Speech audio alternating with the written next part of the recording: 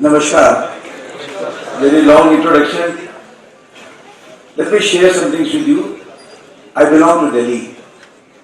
To have a chapter in Delhi has always been my dream also, that we should have something for my colleagues who are in Delhi now, may or may not belong, still in Delhi. My ancestors came to Delhi before Shah Jahan came, that means more than 500 years ago.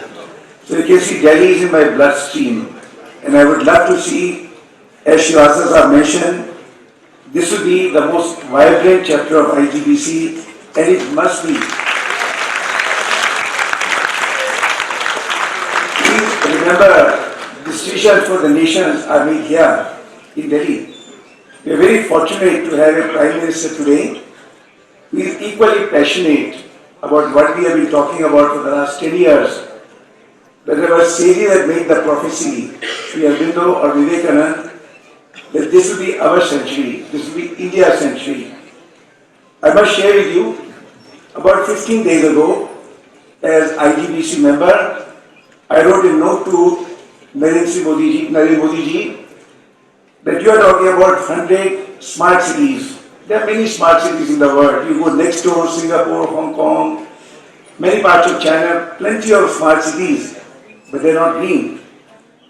So can you please now say in future, India will make 100 green smart cities. And you know the power is, 10 days later, I get a letter from PMO that Saab wants to see your presentation and maybe eventually meet him. So Shivasasa, what you're doing, what you mentioned about you must remember that is our power. Sustainability is in our bloodstream. It's my DNA. As KT sir mentioned, I belong to Jain religion, but only practicing, not really rudimentary or not the rituals. I truly believe what the Jain religion preached about aparigraha, that you possess what you need, no more than what you need. This is required. To live a happy, healthy and long life, you don't need possessions. And I am current living example of that. As he mentioned, all my worldly belongings I can put in 2 suitcases. When I earned 10,000 rupees, my shirts were 6. When I earned 10 lakh rupees, my shirts are 6. That's what Jain religion teaches. Live modestly. That's what the sustainability movement is about. And we are masters in it. India has practiced this way of life for centuries. I'm sure all of you have been to our monuments. Can I ask you, how many of you been to Taj Mahal? Just raise your hand please. How many of you been? Practically more than 50% of you have been to Taj Mahal. It's truly green. Made of white marble. Required no energy. There's no air conditioning. There's no pump. There's no fan. 1,000 of you go inside. It's nice and cool. Outside maybe 45 degrees centigrade. But inside is about 30 degrees. And constantly breeze is blowing. There's the hot air from outside. When it comes inside the mausoleum, it cools down by simple Bernoulli's theorem. That's what my great architects knew 500 years ago. Why did we lose all that? What happened about 50, 60 years ago? I went to study in the US in the 50s, in 1953 to be precise. I went to USA. There was no television in India. There was no plastic in India. We were still living in a paradise in terms of being not unnecessarily connected to what is not required to be for a comfortable living. But anyway, that had to come. Plastics came. Our class, when we went to meet again in Banaras, we went in 2007 as a 50-year class reunion. We were appalled what we have done to Ganges, which we call Ganga Ma. It is my generation, not your young students here, have no contribution to that. But that's what my generation did in the last 50 years, made Ganga, the holy river, a sewage canal, carrying the effluent, not the human waste, not the human bodies, not the human excreta, but the chemical waste, which cannot be revived. I'm very glad we now have a Prime Minister. One of his mission has been to revive Ganga. Why is it important to you? Not because it's holy, because 400 million out of 1.2 billion people of India have something to do with the Ganges. They live on the Ganges, but they partake of Ganges in one way or the other. It's very, very essential that Ganga keeps flowing, that Ganga remains clean for the survival of these 400 million people. That's what the green building movement is about. As Sheetal mentioned to you, and I will mention to you, we have been driving the movement with great passion. And you are at the right time, at the right place. I'm very glad you have people like Katie, Anil, Anupam, who are your guides, who are your professors. But remember, a teacher only opens the door. I have been teaching the School of Architecture out of my passion for it. The great reward is, although I became from 30 to 70, the class is still 20 years young. Every year I go and finish the class, there is the same 20-year young people. Their own dreams, their own aspirations, hopefully fire in the belly to learn and to do something. My solution is, and my role has been, do something for the nation. Contribute more for the nation than what you get from the nation. Look at the life that you lead. When you come to my age, you will say, life has been well lived. Because you contributed, you gave more. But what do I give to them? Only opening the door. Giving them awareness what lies ahead. And I'd like to share with you, being involved in the green building movement, I do get exposed to all parts of the country, many parts of the world, where does India stand? And I'd like to share with you, since many of you are students of sustainability, some of you are students of architecture, some are engineering, and of course we have the eminent faculty here. What is India's story ahead?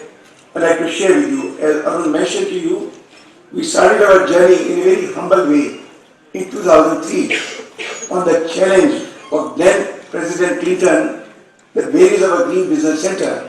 Because we are destroying Hyderabad, we are flattening the hills, the rocks which are sitting there from millennium, we are removing them and flattening them out to create a Microsoft or a Google or a Yahoo, because that's what the picture they brought from Chicago or from San Francisco.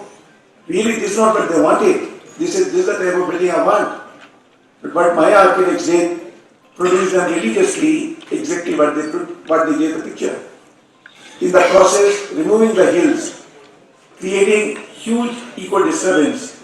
So Clinton asked a simple question, where is your green business center? If Yahoo wants to put a building in India, where does he go to learn what is a green building? We didn't have one. We are very proud that we are proud Indians, we only make green. He said, that's not good enough. Show me a measure of your greenness. We did not have one.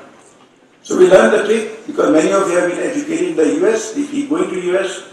Many people on the team have been to US many times. So Jamshed Gordon gave us a challenge. When I want to make a business center, I want to make the world's greenest, the number one. We took on the challenge and he said, money is not a concern. Don't worry what it will cost. Let's cost 10-20% more, but I want the world best.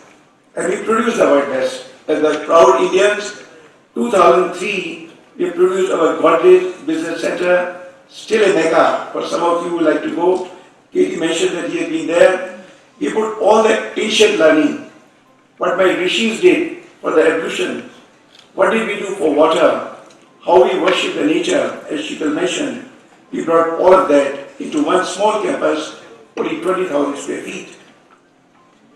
Hats off to the American jury, they evaluated and they gave us the highest ever award given to any building in the world. And we started our journey. So remember, we in India are capable of doing that because we have the ancient wisdom with us, the sanskars with us, the learning with us. Sustainability has been my bloodstream. That's the way we always lived. I'm sure many of you will know from your parents and grandparents that in the old times, women used to come from the villages carrying utensils. What they would do, they'll come to your home, they'll take the old clothes, your worn out shirts, trousers, saris, and they'll give you cooking utensils. Those clothes will get recycled in the villages. We never wasted anything. We never left things behind to decay and to rot. That was our culture. We lost all of that when we became comfort at any cost. That's why, what Katie mentioned, we started Asia in India, we started Asia in India, very robust, very strong, because we enlivened again what has been my learning from centuries, from the books that we have, what has been the Indian way of life. So all I am saying is, when you make a green building, you are going back to your roots. What my great grandfather lived in, I was born in a Haveli, in Old Delhi, truly green, require very little from outside. Daily, nicely insulated by mud fuska, by thick walls, didn't require any of this adamber that we have today. We are comfortable without any air conditioning. That can't be the case today. To learn the art of the wisdom, the ancient wisdom, and marry it with the state-of-the-art technology. That's what we are doing today. That's what I will mention to you. We now have left from the 20,000 square feet, we are in more than 200 crore square feet. To my mind, that's not good enough, because we are still number 2 in the world. Would you all like to remain number 2? How many of you like to remain number 2? I'm sure none. Can we do it? Answer is yes. The opportunity is knocking at your door. I worked with the last Prime Minister for his panel. I was invited as Chairman of IGBC to chair the panel on buildings. Our understanding is, in 2050, which is only 35 years from today, there will be 3 more Indias. That means today's built footprint will multiply by 4 times in the next 35 years. And you are going to make it happen. The question is, will you do the way the many developed countries have done, or our neighbors have done? Quickly put it together, make it happen, don't worry about tomorrow? Answer is no. Because we know how to do it right. And that's why I wrote to Modi Sahab, that we know how to do it right. We have all in our bloodstream. Give us a chance to prove the metal. Make it 100 green smart cities. We'll make them smart. But will we make them green? We must make them green. What is the method of making them green? Very simple. We only go back to the nature, as she will mention to you. In the building she mentioned, Green Boulevard. I still take my class there every year to visit, and she'll be very kind to talk to them what has been her vision to create a building like that. The building created no Malba. I'm sure you're all familiar with the Indian term called Malba, construction waste. When we started building, let's say campus at Calcutta, Shivasana tells me it will be gold campus. Obviously, one of the requirements will be when we start the campus, preserve the topsoil. Whatever gets excavated, reuse it. What she did was, leftover stone was put back as pavers. Leftovers, the concrete, the cement bags were crushed and put back in. We created mounds where there was leftover earth. Don't carry Malba outside, because earth has a finite capacity. Today, as we are building, what we are building today, we are consuming more than what earth can provide. Can you imagine what will happen if 3 more Indias are built? Where will the material, the resources, the water, the energy, where will they come from? We don't have them. So we must learn how to recycle. And that's what the green building movement is all about. And what we have taken the challenge, which I shared with Modi Sahab, is that he also talked about India at 75. We have a milestone date. India became independent in 1947. I still remember going to Red Fort at that point, a million of us shouting, Bharat Mata ki Jai, Jai Hind. What glorious moment that was. After all the struggles of years and years, we achieved independence. 75 years of independence will be 2022. Can we commit to the nation that we have a milestone at that point? We did in IGBC about a year ago. And Arun and Sheetal are my colleagues. Anil has been there. We said that in 2022, India will not remain number 2. India will never be number 2. Today, the world stands at 4.5 billion. Small jump. I am today at about 2.3 billion. 4.5 is not too far.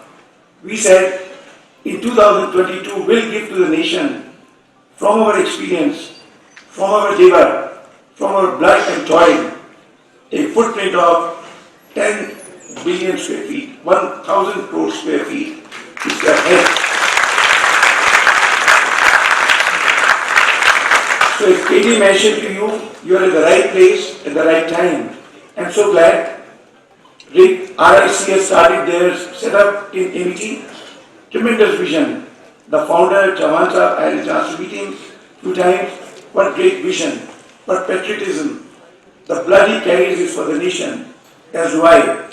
So let us make it happen that India celebrates 75 years of independence with being truly the global leader in sustainability. And you will make it happen. Thank you.